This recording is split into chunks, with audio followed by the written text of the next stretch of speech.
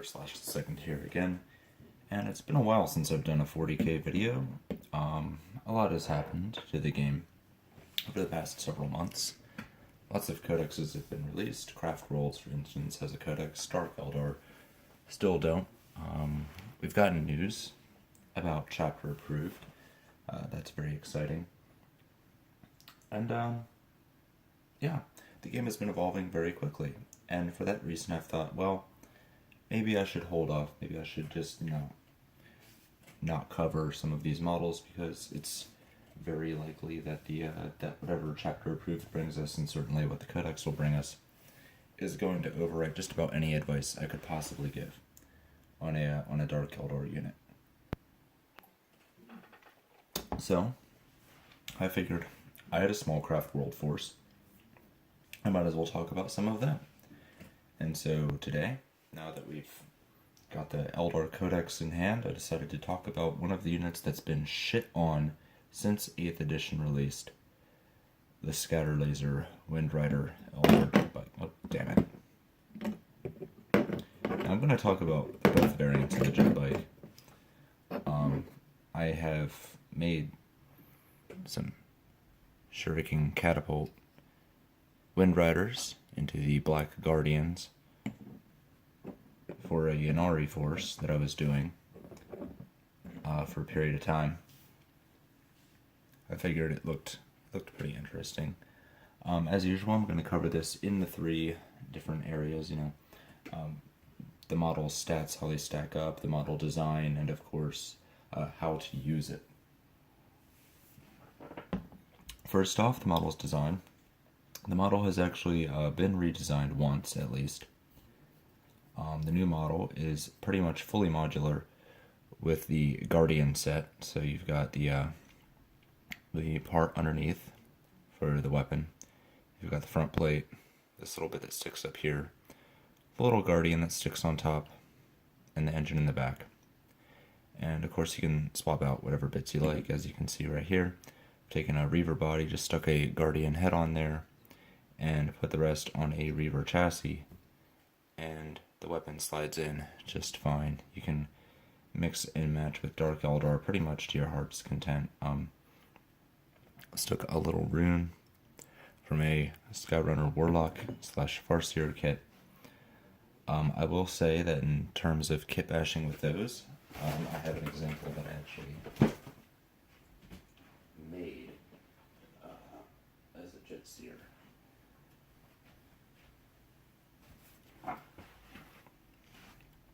So this base is actually from a Farseer Skyrunner kit. I had to chop the side wings off and green stuff the Reaver ones to it. The engine is the same, as are these little fins right here, and the Shuriken Catapult. This bit right here just slid on. This needed a little bit of finagling to get it to work. I ended up using the Reaver Jetbike bit for the raised. No, I'm sorry. I used the original bit. They came with the kit, but I had, in order to make it fit the Reaver's nose, I had to trim a bit away at the back. So not completely modular with this. Also, the rider for the Farseer Skyrunner kit is slightly larger than the standard Guardian. It's almost unnoticeable unless you've got them sitting side by side. So if you're trying to do like a head conversion like I did here, you will find that the heads are slightly too small for the model. It makes it look a little disproportionate. But other than that, it is very compatible. Yeah, I mean, these things were designed to, in that 2013 stage of Games Workshop, where they were just producing everything to pretty much be as modular as possible, pop parts in and out, mix and match to your heart's content. It's post Dark Eldar line, so it's really got that flair to it of interchangeability. I would say it could have been a little more bold with the redesign, but it certainly is a welcome improvement over the previous Darth Vader heads that we had. Those had a certain flair to them. I did like them. but they did not hold up well compared to the rest of the model line.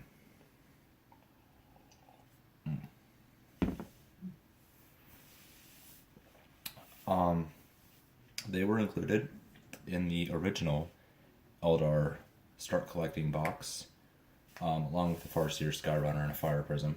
So, much to the dismay of many people who were already playing this game, a lot of new people ended up walking into the game with scatbikes as their main troop choice. Now, scatbikes are no longer troops. In fact, Windriders in general aren't. And they have taken quite the points hike compared to their previous iterations. The Farseer Skyrunner is also, not really seen that much, which was the primary accompaniment of them, but I'll get into the details of that with tactics later. Let's discuss the unit in isolation. For less than 30 points, you can take a model with a heavy weapon or a Shuriken cannon, or for 5 points less, you can get the twin Shuriken Catapults. Now, instead of them being twin-linked, what they are now is you simply get twice the shots. It's at the same range, has the same rules, it's just twice the shots. This makes other things that are working in conjunction with it, such as +1 to hit, or rerolls to hit, or rerolls to wound even, much more deadly. Because instead of simply very rarely missing, they now have such an additional number of shots that can benefit from even more special rules placed on top of it. The downside is you do have to pay for all the weapon options, even the stock one. Which means stock, these things are quite expensive.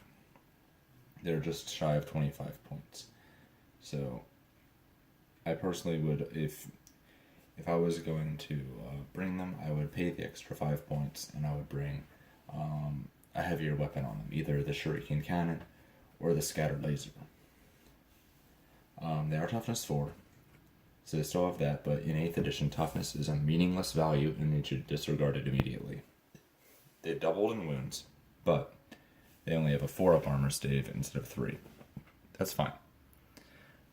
Because you can put these guys in, there's relatively small models.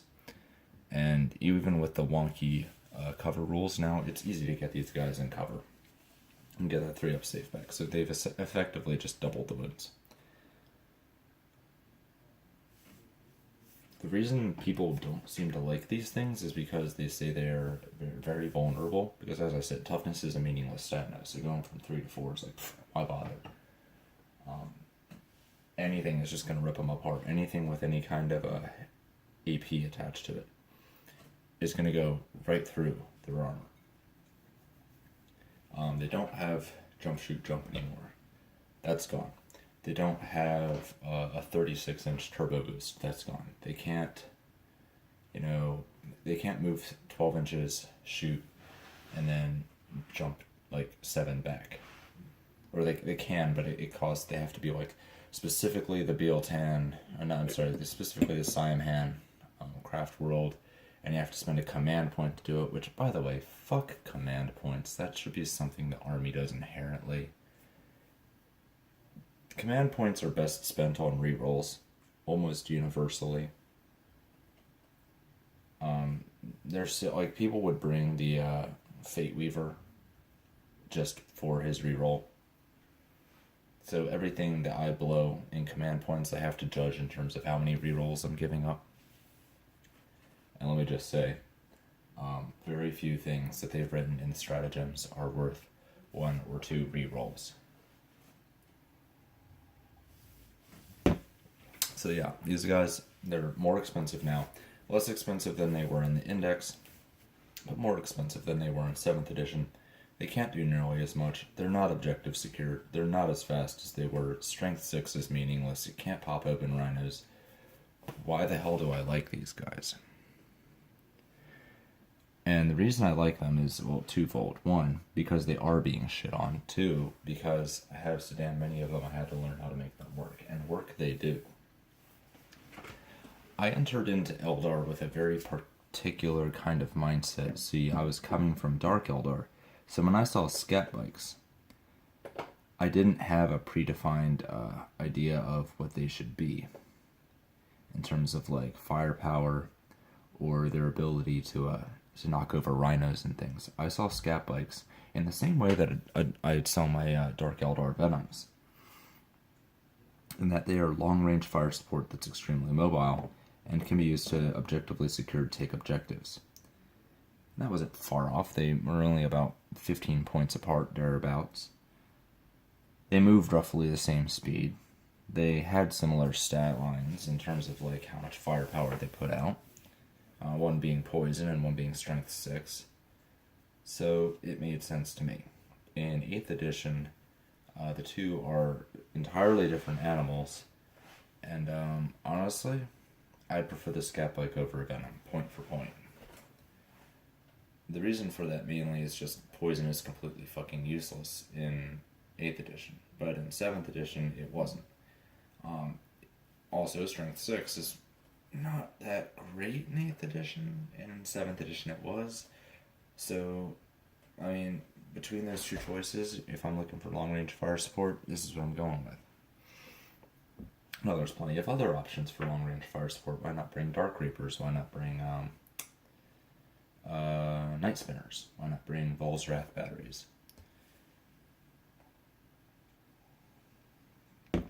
Let me explain the absolute bullshit magic that is the 8th edition Windrider with a scatter laser. These guys start with 36-inch range. That's good. They can move 14 inches if they move. Unless they're Siam Han, then they have a -1 to hit. That's whatever. That's fine. That's not why you're bringing these guys. These guys can still do absolute magic against the meta, which is hordes at toughness 3. I said toughness doesn't really matter. It really doesn't.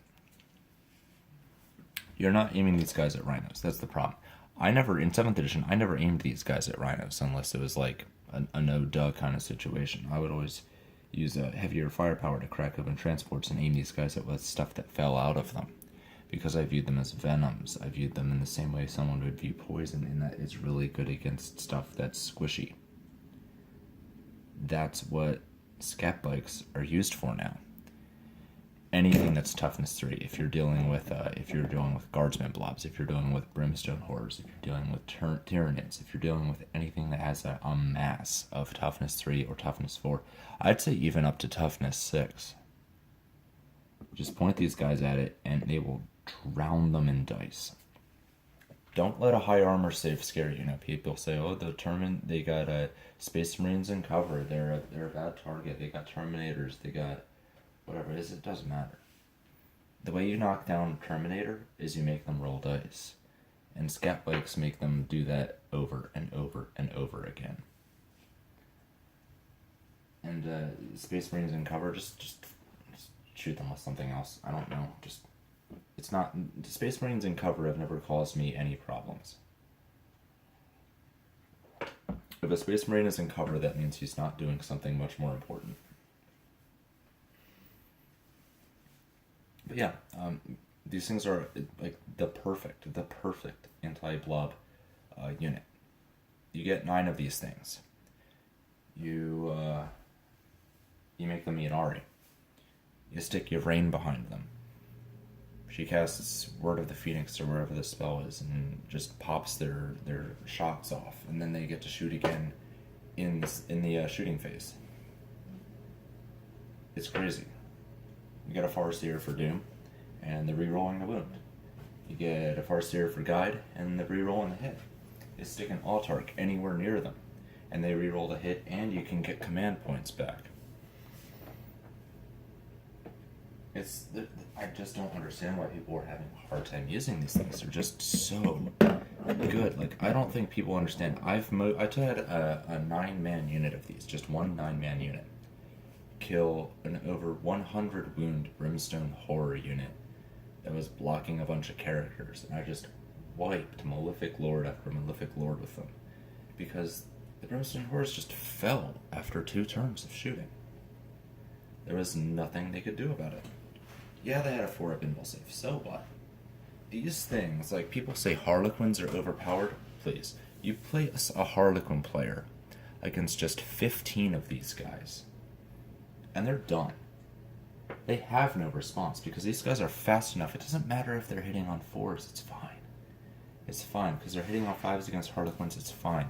Because once they start failing those impulse saves, they got a 50-50 chance against any wound. Everything in the Harlequin army is going to be at that toughness threshold where these things excel. Stick an Autarch in there. Put the Autarch in the bike if you want it to move faster. Throw guide on them. I don't care. It doesn't really matter. Harlequin players would go down easy to these. Now what happens if they get charged by Harlequins? Well, that's a different story. That's when you learn how to bubble wrap and do all that kind of fancy stuff. These things can give flyers a hard time.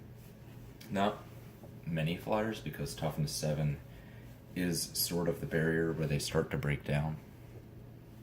And that inherent -1 to hit means they can't really move while they're shooting at them, just simply because top flyers now have like 10 wounds. But that's like the same principle as to why they're not really that strong against rhinos anymore. I mean, a rhino used to be like, it was like what, 45 points, 45 points, and you got like a 3 hull point AV-11s. These guys were wounding it on 5s and had to crack 3 wounds, or 3 hull points to get at the juicy innards, which was very, very doable. Now you're wounding it on 5s and it's got a 3-up armor save, and then you got to get through 10 wounds. It's like, don't even bother. No, don't shoot these guys in anything with armor on it. What you want to shoot it at is like Scout Sentinels. You want to shoot it at Guardsmen. You want to shoot it at Space Marines out of cover, Terminators. You want to shoot it at, the list goes on and on. Anything in that vein. Chaos Demons of all sorts, Tyranids, it just ruins their day. Against any kind of swarm army. Making them Yanari lets them shoot twice, which is great. If they're Aliatok, that's good too, because that means they're at a -1 to hit. Well, how can you double down on that? Because if they're Aliatok, that means these are not Samhan, that means they're not moving. And stick a 35-point Warlock near them. Or you could splurge and get a Spirit Seer, does the same thing, except with full smite. But either way, that -1 for conceal, that stacks. Now you've got a 36-inch range, strength 6 gun platform that's firing 4 shots for less than 30 points with a -2 to hit for anything that's, outside of 12 inches, which, considering how far the range of the scatbike is and considering how fast it moves, should be everything.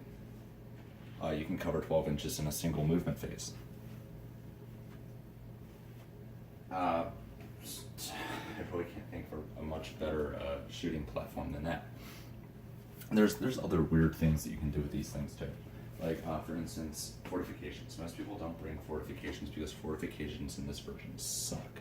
I mean, they chopped the balls off of the Void Shield generator.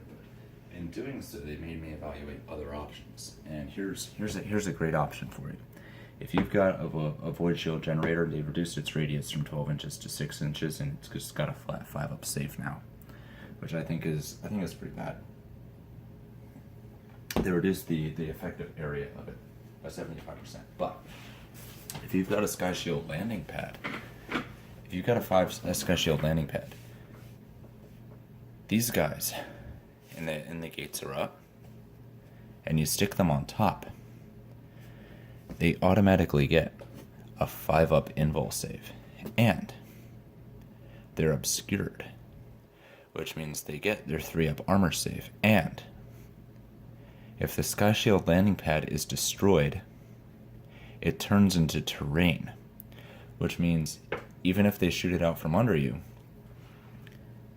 you lose your 5-up invul save, but you keep the 3-up armor save. It's brilliant. Also, the Sky Shield landing pad costs half as many points and half as many dollars as a Void Shield generator.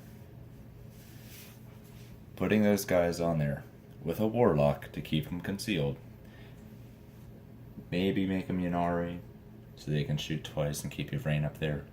Maybe make them Aliatok so they get an additional -1 to hit. Maybe make them Sam Han so they can run all over the board and still shoot at full ballistic skill. All of those are perfectly viable options. For me, personally, I would make one of them, just one, big ol' 9-man blob Yanari. And I would keep your Vrain there with a Warlock. And that single Warlock would buff all the scat bikes that are on the Sky Shield landing pad. And then in addition to that, I would have a Aliatok army, or an Aliatok detachment, because you can bring a Yanari detachment and an Aliatok detachment. As long as they're in separate detachments, it's kosher. I would bring the Aliatok detachment and the Yanari detachment. Keep the Aliatok sort of perimeter of the Yanari detachment so that it can't be charged easily. Keep the Yanari detachment as separated as possible, because you can only cast Word of the Phoenix once a turn, so it only makes sense to have one target for that. So have one big 9-man scatbike squad and have the rest of the scatbikes in smaller squads all around it as defensive anti-charging buffers.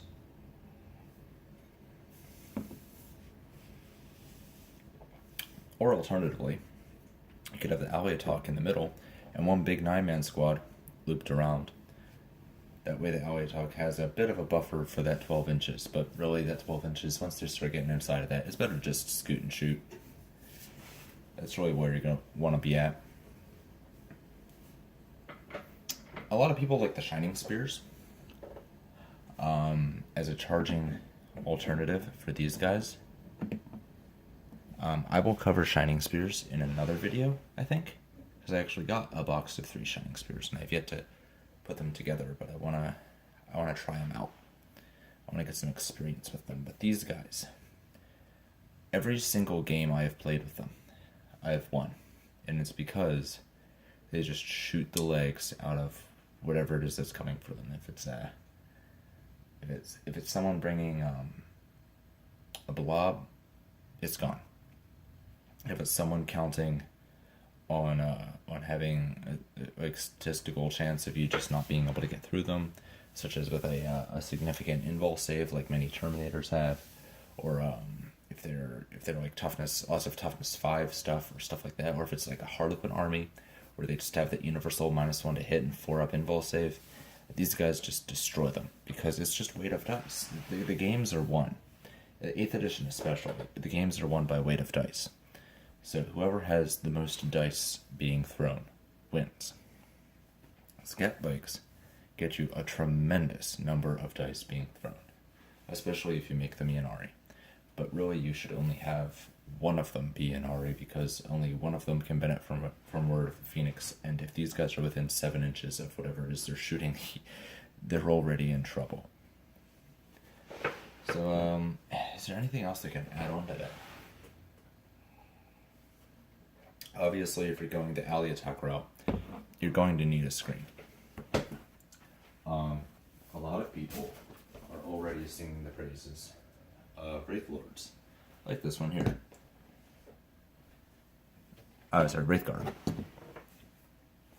Wraithguard are good. Wraithguard are really good.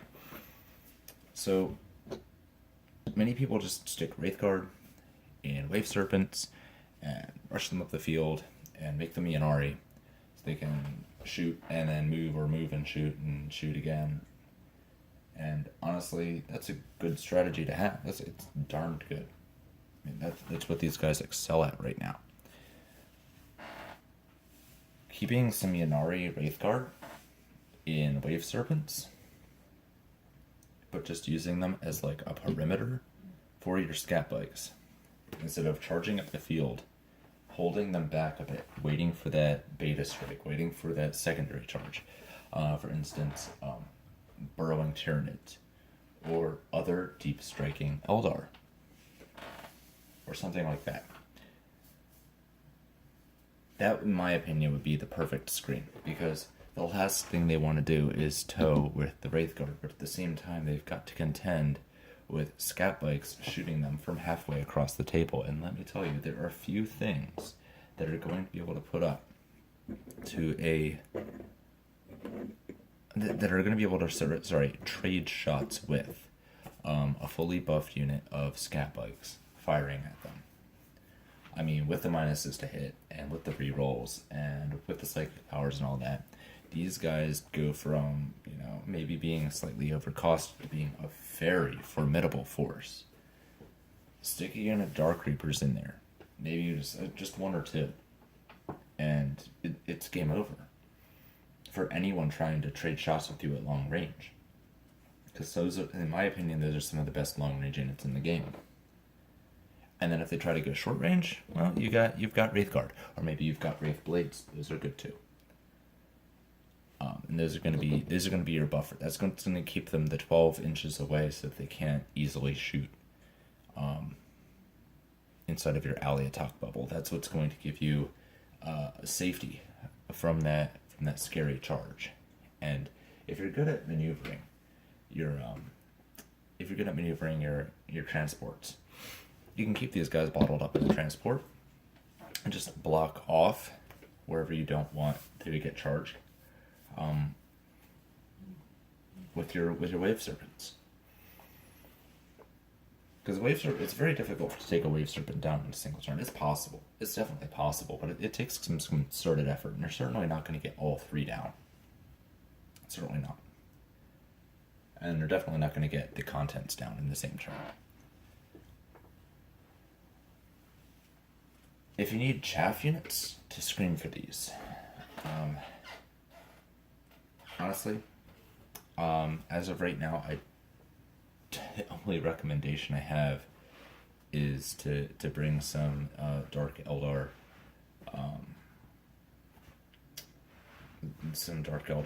Razorwing Flocks, because even though they doubled in points, still point for point, that is the best wound. Like, that's the best number of wounds that you're going to get. I think it's something like, it used to be like a 1.5 or a 1.25 or something per wound, and now it's like 2.5 points per wound. It's absurdly low. It's brimstone level low. So that's really going to be your best screen right there. If you're just looking for a massive wounds or a massive bodies. It's why I still have my Razorwing Flocks, my Murder of Crows by Zombicide. Guillotine Games, rather. The Murder of Crows. I have about 60 of them. I never went fully on board with the whole 120 thing, because honestly I always thought that was way too many, even when they were 7 points apiece.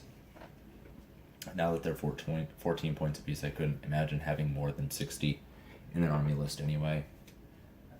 At least not at the 2,000 point level. But yeah, screening units, Razorwing Flocks, great choice. If you're just looking for massive bodies, if you're looking for something that's going to be a threat, Wraithguard or Wraith Blades make fantastic units to keep them safe. Inside of Wave Serpents, of course. Buff units are the Autarch and the Warlock, or the Spirit Seer, and the Farseer, of course. The Farseer will almost always earn its points if it's dooming targets of the scattered lasers, particularly any that are toughness 4 or 5 or 6. I would not bother going after anything toughness 7 or higher with these. It is simply not worth it. They're not going to have enough wound output, because if you were wounding or glancing on 5s in 7th edition, that usually meant you only need to make 2 or 3 stick before the thing went down. Now it's more like 7 to 10, so definitely not advised. Believe I've said just about everything I have to say about the Windriders. particularly in the scatbike configuration, the regular configuration. Honestly, if you just want mass strength 4 shooting, the Guardians are a better way to go. These guys are not that much faster than them that they would justify the excess points. And the Guardians can be buffed by the Ulthway stuff so much better. So yeah, that's my opinion of scatbikes. I like them very, very much still. In this edition, they are one of my go-to units for playing Eldar lists. And they've only gotten better with the significant reduction in points and the addition of better craft world rules. I still think that the Inari version of them is their most formidable, but only in the chance that you get to cast Gaze of the Phoenix on one unit. So just one unit is what I would say is keep that as Inari. And everything else, I mean, if you're getting soul bursts off because things are dying within 7 inches of you, chances are it's your own stuff that's dying, and you're not going to be using those soul bursts to shoot. You're going to be using them to move out of the way.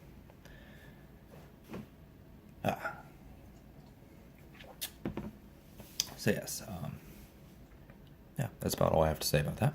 This is Tiger Slash II, out.